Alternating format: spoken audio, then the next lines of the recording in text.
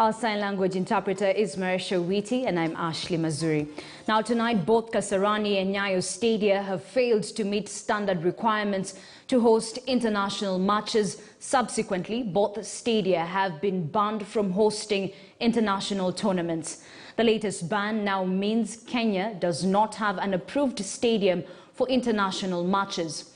The ban came after both stadia were subjected to an intense inspection exercise ahead of the upcoming FIFA 2020 World Cup qualifiers.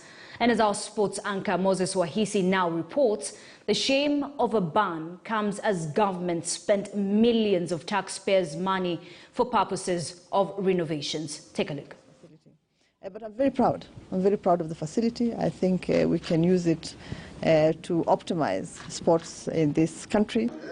It was a happy moment as the government handed over officially the rehabilitated Nyayo National Stadium, a historical ground with a rich history that dates back 2 years gone by.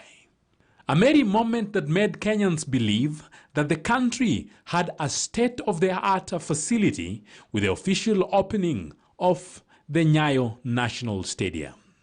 A sad reality now dawns, with the Confederation of African Football stating that the Nyayo National Stadium and the Moi International Sports Centre Kasarani, the main stadiums in the country, cannot host international matches.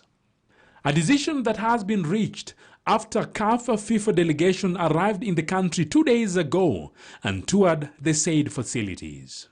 The delegation said, and I quote, reference to the inspection visit conducted by CAF, we regret to inform you that the stadium did not meet the set minimum CAF stadium requirements and consequently will not be approved for the qualifying matches of the FIFA World Cup Qatar 2022, match day 5 and 6. Read a part of the letter from CAF.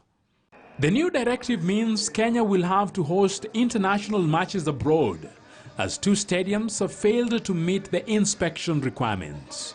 Nyayo National Stadium, which has undergone more than 800 million worth of upgrades recently, was handed a temporary reprieve after CAF allowed the staging of only 2 games in the stadium. In the CAF report, some areas of the Moi International Sports Centre Kasarani failed to meet some basic criteria like adequate floodlights for the night games, substandard referee dressing rooms, and a below-par facility committed to first aid, in addition to lack of modern media center. With these developments, Kenyans are now asking, what exactly did the government mean when they said, we stand in a stadium that is more fit for purpose and more suitable for our sporting heroes to showcase. They are excellent.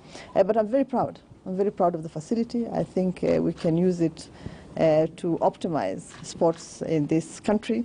Does it mean that the Kenyan international standard is a substandard? Was money misused? Was it not enough? Or was it a PR exercise that is now backfiring? Questions that hopefully will be answered by the Ministry of Sports under the leadership of Ambassador Amina Mohamed and her Principal Secretary, Joe Okudo.